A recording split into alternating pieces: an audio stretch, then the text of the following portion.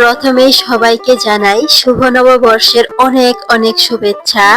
আজকে বছরের প্রথম দিনটি আমরা কিভাবে কাটালাম আর কোথায় কোথায় ঘুরতে গেলাম সেই সব কিছু মিলিয়ে থাকছে আমার এই আজকের ছোট্ট ভিডিওটি। আসসালামু আলাইকুম সবাইকে, কেমন আছো সবাই?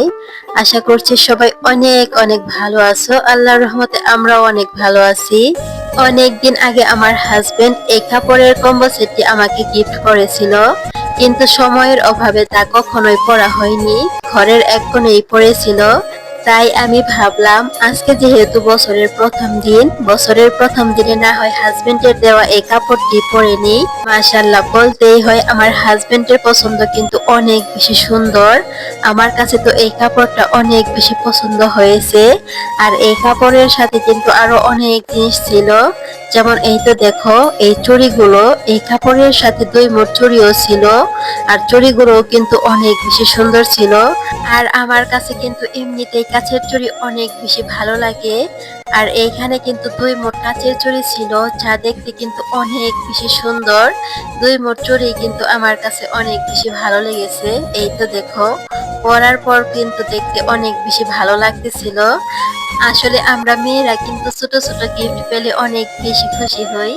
এই তো এই জিনিসটাই আমার হাজবেন্ড যখন আমাকে প্রথমে দিল, আমি দেখে তো অনেক বেশি খুশি হয়েছিলাম।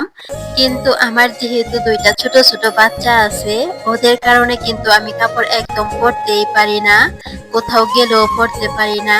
কিন্তু আজকে পরতে পেরে সত্যি আমার কাছে অনেক বেশি ভালো লাগতেছিল। এত সুন্দর করে সাজুগুজু করেছি, হাজবেন্ডের দেওয়া কাপড় পরেছি, তাই ভাবলাম বাহিরে গিয়ে একটু ঘুরেও আসি।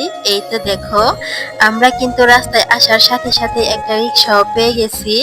আর আমি কিন্তু বারবার আমার চুড়িগুলোকে এইভাবে দেখতেছিলাম, কি যে সুন্দর লাগতেছিল, সত্যি খুব ভালো লাগতেছিল। এরপর আমরা সবাই মিলে চলে আসলাম বাসবন রেস্তোরাঁয়। আমরা আরো অনেক জলকুঠিরেই গেছি, কিন্তু এইখানে কখনোই আসা হয় নাই, যার কারণে আজকে আমরা সবাই মিলে এইখানেই আসলাম। আজকে এইখানেই আমরা ঘোরাঘুরি করব, খাওয়া দাওয়া করব। অবশ্য আমরা এইখান থেকে আরো 2 জায়গায়ও যাব, সেইটা তোমরা অবশ্য ভিডিওর মাধ্যমে দেখতেই পাবা। আর আমরা যেহেতু দুপুরের টাইমে বের হয়েছিলাম, যার কারণে কিন্তু আশেপাশে একদমই কোনো মানুষ নেই।